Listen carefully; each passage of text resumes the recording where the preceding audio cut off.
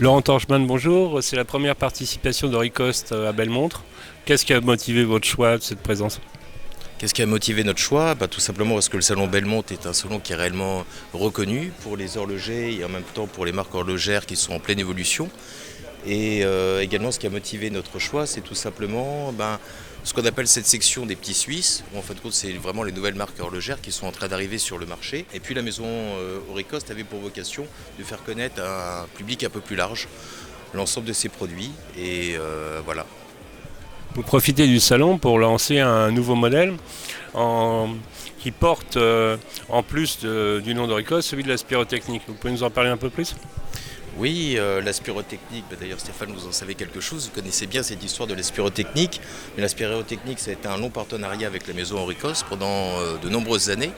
Et justement, la spirotechnique nous a renouvelé sa confiance pour pouvoir éditer notre nouvelle montre de plongée avec eux.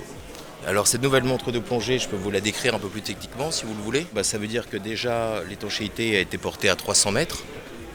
On a également agrandi le diamètre à 42 mm avec deux terminaisons, soit une terminaison en acier brossé et une autre en LDC. Et également deux types de cadrans, soit le fameux cadran de plongeur à index ou soit ce qu'on appelle le cadran plus infanterie avec justement les grands chiffres. Également a été apporté aussi dans la finition LDC une lunette qui a été aussi polie et l'autre vraiment dans le modèle purement tradition du plongeur en brossé, une lunette acier brossé noir. Laurent, la maison Ricost, c'est une affaire de famille.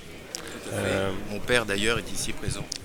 Monsieur Torchman, depuis combien d'années est-ce que vous appartenez au monde de l'horlogerie? Ça s'est fait en deux temps. Je suis rentré depuis les années 64 avec la maison Hanhart qui faisait du compteur de temps.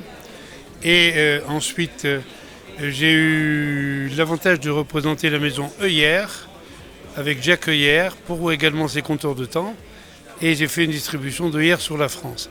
Quand ils sont devenus Tag Heulière, j'ai repris la distribution de Tag Heulière et c'est moi qui ai créé les 100 premiers points de vente sur la France pour Tag Heulière. Jusqu'au jour où, maisons importantes que nous connaissons, ils ont voulu leur indépendance et nous nous sommes très bien arrangés pour que cela se passe dans le plus grand équilibre. Et à partir de là, donc, nous avons eu l'aventure au Ricost. On devait monter une société avec monsieur Ricost qui malheureusement, le jour de la signature chez le notaire de cette nouvelle société, est décédé à la suite d'une opération chirurgicale. Et j'ai dû reprendre le flambeau seul pour continuer à faire vivre cette marque prestigieuse.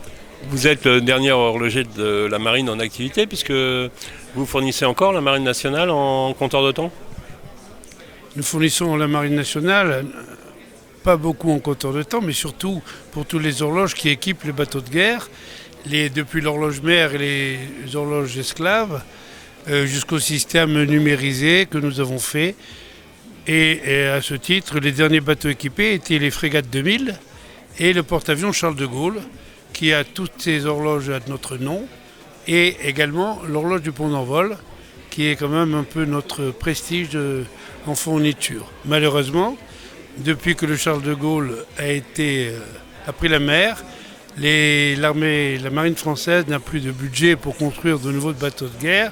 Et c'est pour cette raison que pour ne pas laisser dépérir cette marque, avec mon fils Laurent, nous avons repris le flambeau et réédité tout ce qui a fait notre gloire, à savoir l'iconographe pilote type 20 avec flyback et la spirotechnique. Voilà.